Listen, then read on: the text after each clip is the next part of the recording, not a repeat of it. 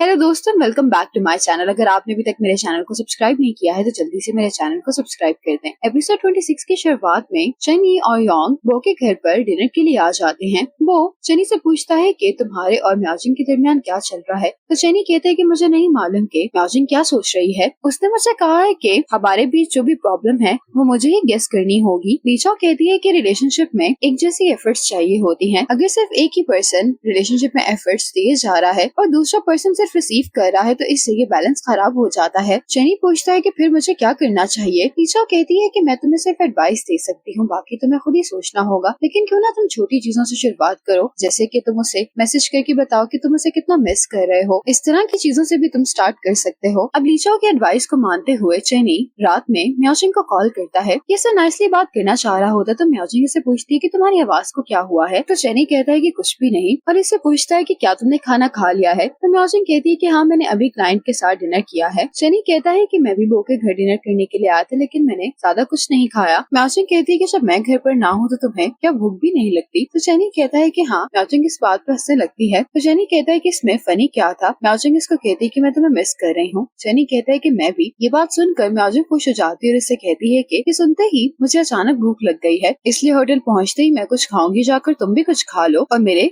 वापस आने का इंतजार करो। इस कॉल के बाद चनी बहुत ज्यादा खुश हो गया होता है। जब चनी घर पर आता तो उसको मायोंग की कॉल आती है, जो कि इसको बताता है कि मैं और शायू हॉस्पिटल में है क्योंकि म्याजिंग की मॉम होटल में बेहोश हो गई थी। अब चनी जल्दी से हॉस्पिटल पहुंच जाता है। ये मायोंग से पूछता है कि क्या तुमने म्याजिंग को बताया है। तो ये कहता है कि मैंने उसे कॉल की थी लेकिन उससे मेरी कॉल नहीं उठाई। चनी कहता है कि म्याजिंग काम की वजह से पहले ही बहुत बिजी है, इसलिए तुम उसे अभी ये बात मत बताना। म्याजिंग की मॉम इमरजेंसी में होती है, इसलिए ये तीनों बाहर बैठकर इंतजार कर रहे होते हैं। इन सबको इंतजार करते हुए काफी ज्यादा टाइम हो गया होता है। अब डॉक्टर आकर चनी को बताता है कि अभी तो म्याजिंग की मॉम खतरे से बाहर हैं, लेकिन उनका ब्रेस्ट कैंसर स्टेज 4 पर पहुंच गया है। चनी पूछता है कि उनके पास कितना टाइम है, तो डॉक्टर कहता है कि ये तो के ट्रीटमेंट प्लान पर डिपेंड करता है, लेकिन साथ में डॉक्टर ये भी कहते हैं कि आपको हर किस्म की सिचुएशन के लिए मेंटली प्रिपेयर हो जाना चाहिए। जब म्याजिंग की मॉम को होश आता है तो ये इन्हें बताता है कि म्याजिंग बिजनेस ट्रिप पर गई हुई है। चनी म्याजिंग की मॉम से पूछता है कि क्या आप म्याजिंग से पैसे मांगने के लिए वापस आई है ना। म्याजिंग की मॉम इस बात का जवाब नहीं देती, तो चनी कहता है कि अगर बात पैसों की नहीं है तो फिर क्या आपको ये लगता है कि म्याजिंग आपका ख्याल रखेगी। ये सुनकर म्याजिंग की मॉम रोने लगती हैं। चनी बताता है कि मैंने म्याजिंग को कॉल की है, वो आज रात तक वापस आ जाएगी। तो ये कहती है कि मुझे तुम्हारी मदद की जरूरत नहीं है। चनी कहता है कि मैं ये आपके लिए कर भी नहीं रहा हूँ। ये कहने के बाद ये बाहर चला जाता है। अब म्याजिंग हॉस्पिटल आ गई होती है। जब चनी इसे रूम तक लेकर जा रहा होता है तो म्याजिंग इससे कहती है कि तुम वापस घर चले जाओ, आज रात मैं यहाँ रुक जाती हूँ। चनी कहते हैं कि नहीं, मैं तुम्हारे साथ रुकूंगा और कल मैं तुम्हारी मॉम के लिए कोई केयर टेकर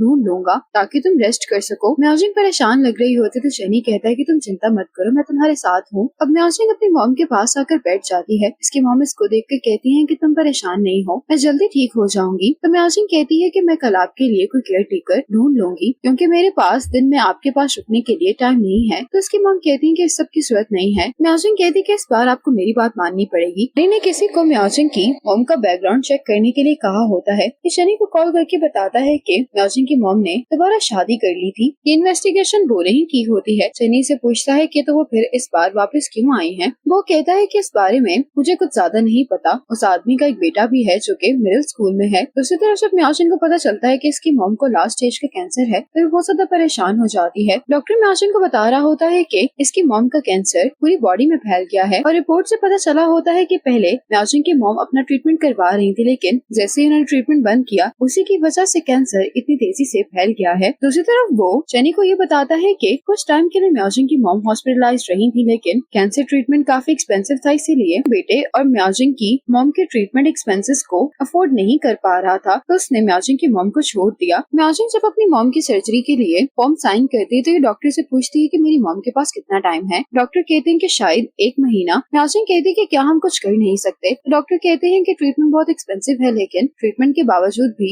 सर्वाइवल के चांसेस बहुत कम हैं। म्याजिंग बाहर आकर सिगरेट पीने वाली होती, लेकिन इतने में ही शनी आकर इससे ये ले लेता और इससे कहता है कि ये तुम्हारे लंग्स के लिए अच्छा नहीं है। शनी म्याजिंग को बताता है कि कल मैं तुम्हारी मॉम को प्राइवेट रूम में शिफ्ट करवा दूंगा और फिर हम घर जाकर उनके लिए कुछ सामान भी ले आएंगे। म्याजिंग कहती है कि कल मैं ऑफिस जाकर अपना काम किसी और को हैंड ओवर करके कुछ दिन की छुट्टियां लूंगी। मैंने फैसला कर लिया कि मैं अपनी मॉम का ट्रीटमेंट करवाऊंगी। ये सुनकर शनी म्याजिंग को कंफर्ट करने की कोशिश कर रहा होता है। अगले दिन म्याजिंग जब काम से वापस आती है तो ये केयर टेकर से कहती है कि आप घर जा सकती हैं, अब मैं मॉम के पास रुकूंगी। म्याओजिंग को यहाँ पर देखकर इसकी मॉम खुश दिखाई दे रही होती है। इससे पूछती है कि तुम यहाँ पर क्या कर रही हो, तो म्याओजिंग कहती है कि मैंने कुछ दिन की छुट्टी ली है, इसलिए मैं आपके पास ही रुकूंगी। लेकिन इसकी मॉम कहती है कि तुम्हें काम नहीं छोड़ना चाहिए था। म्याओजिंग कहती है कि हर चीज से बढ़कर आपके लिए हमेशा पैसे ही इम्पोर्टेंट रहे हैं। तो उसकी मॉम कहती है कि अगर एक लड़की के पास पैसे नहीं है तो उसकी कोई वैल्यू नहीं है। रात में म्याओजिंग की मॉम की तबीयत जब खराब होती है तो इसकी आँख खुल जाती है और ये जल्दी से अपनी मॉम के पास आ जाती है। इसकी मॉम कहती है कि यूँ सारा दिन लेट कर मुझे बहुत बुरा लग रहा है, मैं थोड़ी देर वॉक करना चाहती हूँ। ये सुनकर म्याओजिंग अपनी मॉम को गर्म कपड़े पहनाती है और बाहर वॉक के लिए ले जाती है। यहाँ पर म्याओजिंग और इसकी मॉम एक पेशेंट को देखती है जिसकी हालत काफी खराब होती है। ये देखने के बाद म्याओजिंग की मॉम से पूछती है कि जब मैं मर जाऊंगी तो क्या तुम मेरे लिए जोस पेपर जलाओगी। तो म्याओजिंग कहती है कि मैं कितने जोस पेपर आपके लिए जलाऊं। तो उसकी मॉम कहती है कि जितने ज्यादा हो सके उतने बेहतर है। ये म्याओजिंग को पैसे सेंड करके कहती है कि इससे तुम मेरे लिए जोस पेपर खरीद लेना। म्याओजिंग इस बात का जवाब नहीं देते हुए कहती है कि अब आपको रेस्ट करनी चाहिए। दूसरी तरफ चनी को दिखाया जाता है जो हॉस्पिटल के बाहर गाड़ी में ही आराम कर रहा होता है। अगली सुबह जब म्याओजिंग की आंख खुलती है तो उसकी मॉम रूम में नहीं होती। ये देखकर म्याओजिंग बहुत परेशान हो जाती है। साथ ही यहाँ पर चनी आ जाता है तो म्याओजिंग चनी को बताती है कि मॉम गायब हो गई हैं। चनी कहता है कि तुम रिलैक्स रहो, मैं जाकर सीसीटीवी कैमरास चेक करवाता हूँ। म्याओजिंग पूरे हॉस्पिटल में अपनी मॉम को ढूंढने लगती है। म्याओजिंग अपनी मॉम को ढूंढ लेती है। ये वॉशरूम में तैयार हो रही होती है। म्याओजिंग कहती है कि आप अभी मेरे साथ वापस रूम में चलेंगी, लेकिन इसकी मॉम कहती है कि मैं वहाँ पर वापस नहीं जाना चाहती। मैं अपनी लाइफ की लास्ट मोमेंट्स में इतनी बेचारी नहीं दिखना चाहती। मैं चाहती हूँ कि मरते हुए भी मैं सुंदर लगूं। म्याओजिंग कहती है कि आपको ऐसी बातें नहीं करनी चाहिए। म्याओजिंग की मॉम कहती है कि अगर मैं मरने ही वाली हूँ तो फिर मैं हॉस्पिटल के रूम में नहीं मरना चाहती। यहाँ पर म्याओजिंग की मॉम गिर जाती तो म्याओजिंग जल्दी से अपनी मॉम को पकड़ने के लिए आ जाती है। यहाँ पर इसकी मॉम कहने लगती है कि मैंने तुमसे वादा किया था कि अब से मैं